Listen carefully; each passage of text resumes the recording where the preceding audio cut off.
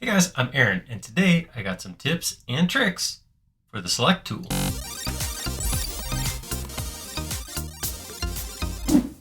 Yeah, I know, select tool seems awful foundational, pretty simple, right? Too simple even, but there is some amazing parts inside of some amazing, I don't even know what to call them, trips. That's a combination of tips and tricks, which is trips. But no, there's some cool stuff inside of select that helps you to get the pieces you need highlighted. So select itself is pretty simple, right? It's an arrow key, you click on something, it highlights.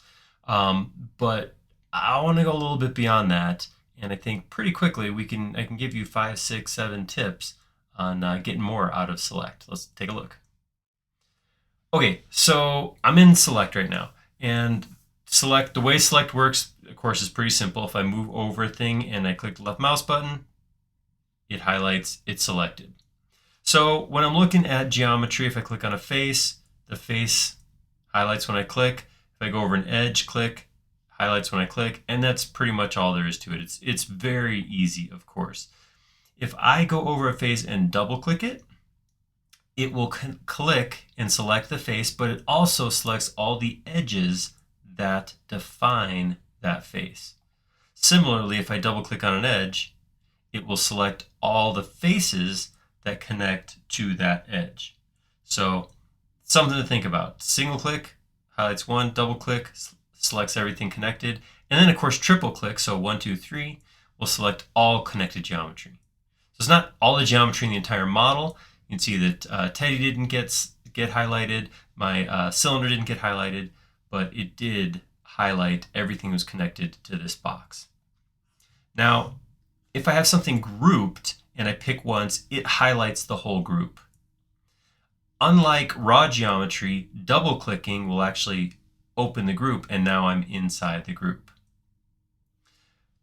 Clicking outside will of course close the group. So double click, once you're in here, then it works the same as before. Double click will select all connected geometry. Triple click will select everything.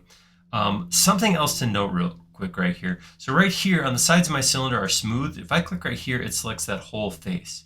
Now, if I go up to view and I say show hidden geometry, watch what happens now. When I come in here and I click one of these, it's going to select just that one face if hidden geometry is turned on.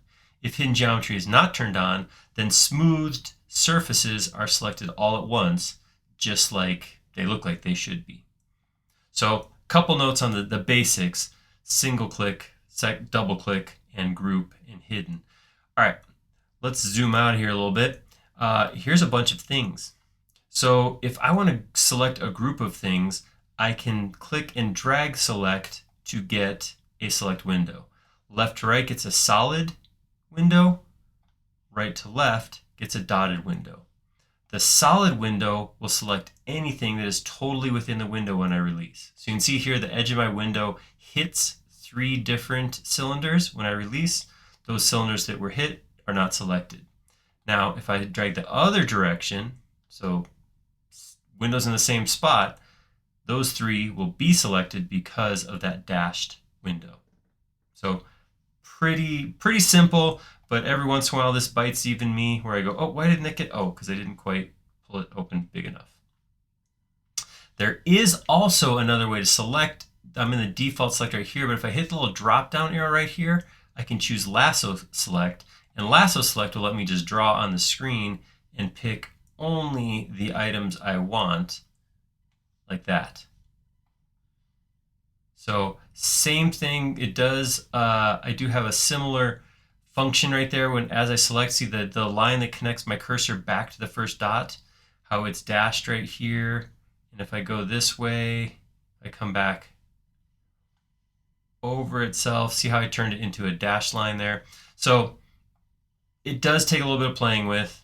So this way it's only going to get those ones. But if I come the opposite direction, opposite direction, now I have a dashed line. So now any of these that I touch are going to get highlighted. Same functionality as the selection window, but it depends if you're going clockwise or counterclockwise. All right, going back to normal select, of course, I do want to talk about modifier keys. So modifiers are down at the bottom. So depending on your operating system, the actual key you use is going to be different. So I'm on Mac, so it is showing these keys because I'm on Mac. If you look at down here when you're on Windows, you will actually see different keys. I don't read these out anymore because it causes confusion. People are looking for a button on their keyboard that doesn't exist. Just look down. Look, that's all you got to do. What button do I use to add? Look down. And the fact is, just hold these down. So I'm going to go to my add/subtract, and I hold down that modifier key. I get a little plus minus. This means if I click something that's not highlighted, it will highlight. If I click something that is highlighted, it will de-highlight. So the plus minus is just a select toggle. If I hit the next one, it says just add. If I hold down that key, then this only puts new items in. So if I click on something that's already highlighted, it can't get more selected. It can only get selected once, right? And then, of course, the last one is a modifier for subtract. It's 2 keys. You hold those 2 keys down on anything you click on will get removed. These can be used in conjunction with the select windows too, because I can hold down the subtract window or subtract modifiers, and then anything I drag over will be deselected. Easy way to get precision selection. But let's talk about, this is easy, these are groups. Let's talk about raw geometry. I have a simple example of some raw geometry right here. A little box with a target shape drawn on it.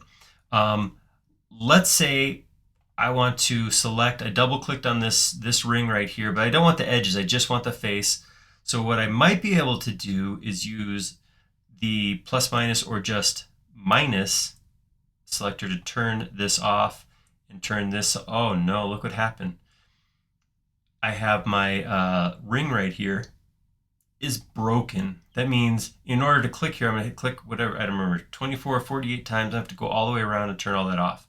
What do? Well, here's a way I can combine all the things we've talked about and make this simple. So if I have minus, so I still have I'm holding down my modifier keys for minus. If I double click on this third ring right here, it will deselect the ring and any edges that connect to it. So to turn off all these edges around this ring right here, all I have to do is minus double click this and they get turned off. Now I'm just here. Same thing works. This works with select windows. This works with, well, I was gonna say triple click, but triple click's gonna turn all on or turn all off. So that really doesn't help too much, but it helps you make it easy to select specific geometry. So now, if I had these selected and I wanted to switch it, I wanted to actually get the other two, I do have an option that I can do. If I right click on selected geometry and I go to select right here, I have this invert selection, which is kind of a cool way to flip what is highlighted. So if I wanted everything highlighted except for, let's say I didn't want these two right here, I could right click, select, invert selection. Say I'm going to go in and paint it or something, right? I want to paint everything red or white except for these 2 rings. I can do that selection real quick. The thing to remember is that select is contextual. So everything in context that wasn't highlighted before is now highlighted. And if I right click and I say select, invert selection again, it goes back the other way and it's everything. Like I said, it is contextual. So if I come in here and I do this and right click, select, invert selection, it's not going to select all the stuff that's out of context, but it is going to select everything that's in context that was not previously selected. All right, the other thing that I want to mention real quick, you saw me right click and bring up that select menu. This is native. This used to be something that we would go to an extension for. This is part of it. And I can actually come in here and I can do things like I can say deselect all my edges. So now I have just faces highlighted. Or I could do the opposite. I could go to select and I could say deselect faces. Give me just my edges that make up all this geometry. There's some good extension or some good options in there. What are the bounding? What are the outside edges, connected edges? Select everything connected. Everything on the same tag is a great one. Everything with the same material. That's a great one. If you do spend time putting materials on to help you sort or view data, then you can actually highlight it all at once, which is pretty cool. So some good options in there in select. And again, like I said, what I really wanted to point out with this is select is not just, pick a thing or hold down shift and pick multiple things. Select really gives you the ability to specifically get geometry highlighted, which makes it a lot of times easier to edit that geometry later on. So when you're using extension or you're going to move stuff, you can pick out just the pieces you want. You don't have to go through. You shouldn't be doing things like this. If you ever find yourself doing this to select geometry, something has gone wrong and you need to come back and watch this video and remind yourself what you should be doing, because this is not a good use of your time. So hopefully you liked that video, and hopefully it helped you out a little bit. If you are a hunting, pecking kind of selector, I get it. It's easy and that's kind of a thing you learn, but I would challenge you to try to use some of those modifier keys or some of those different right-click menus to simplify and make your life easier, because what happened over here, this is just taking years off your life. This isn't helping anything. You're not proving anything by clicking this like this. Don't do it. If you like that video, click like down below, and if you haven't already, please do subscribe. We create several videos around here each and every week, and you'll be notified of all of them if you subscribe. Most importantly though, please leave us a comment down below. Do you like these tips and trick videos? Do you like when we dive into native tools and go deep? Or would you rather see more modeling videos? Let us know. We like making these videos a lot. Like them even more. Let's show you something you want to see. Thank you.